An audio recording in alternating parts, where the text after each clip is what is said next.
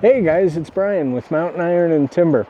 Welcome back. I make videos about equipment, about tree felling, about wood processing, the whole thing. Living up here at 7,500 feet, it's always an adventure. If you cut firewood, you know your back hurts at the end of the day after you're bending over and picking up rounds all day. What I'm showing in this video will help to prevent that from happening. It's cheap, it's easy. Let's check it out. 1, 2, 3, 4, 5, 6, 7, 8. This one's 9, but it's not all the way through. The only, I guess call it measurement, that I am concerned with is these two. It's close. That'll do. Now, with these first two, I drilled in and I did not go through because I don't want the rebar sticking out as a drag.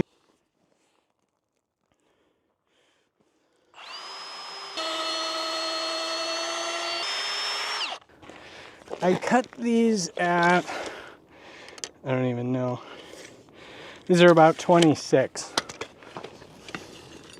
So at 26, I'm going roughly halfway into this.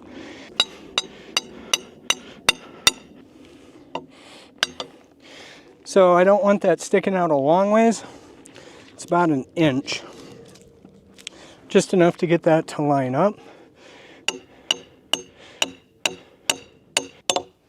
And it's bottomed out, so that should work. I'm gonna have my leg here just so that way it doesn't shift. Okay. That is how we scientifically measure here. Looks good to me. This is 7 foot 1.5, so 85.5. I'm not really concerned if these are all the exact same length, as long as they're close.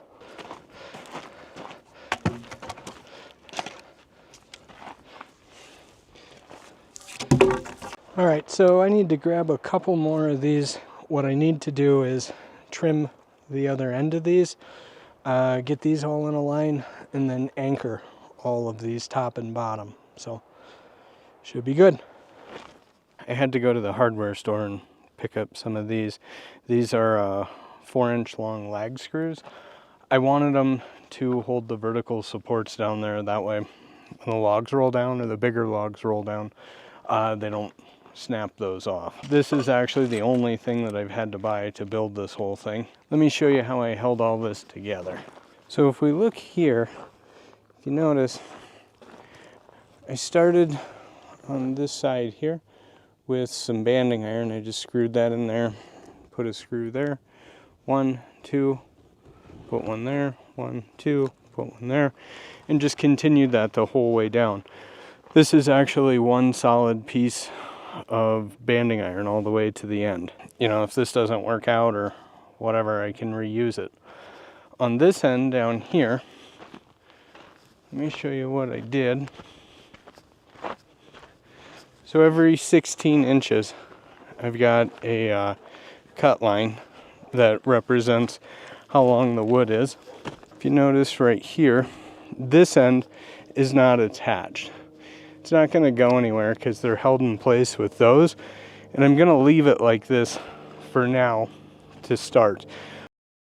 I think it'll be easier if I have the ability to move these if I need to. I don't know that I'm going to have to. It's just that it's possible. You never know what you'll end up with. So if I find that I'm never moving them and I like where they're at, I'll probably take one of these and just put it down, you know, through there, screw it in place. So see how that goes. These are all just scrap boards I had laying around of varying lengths, and these are actually from the original house. This is a real 2x4. This was probably milled on the property, I would guess, because you can see these are all roughs on.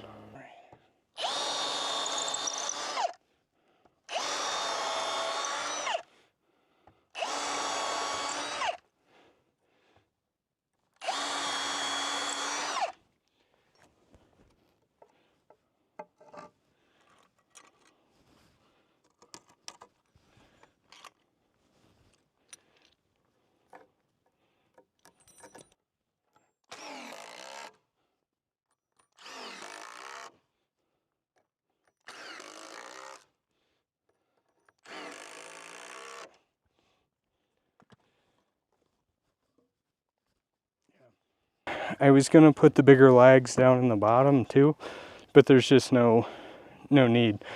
That's not gonna help the structure of it at all. Just having them up high is where they need to be.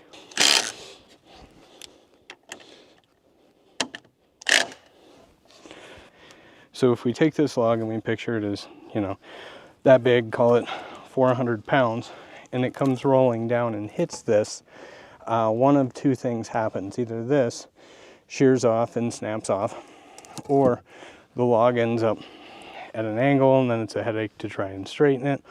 So what I've done is I've only screwed this in on the top.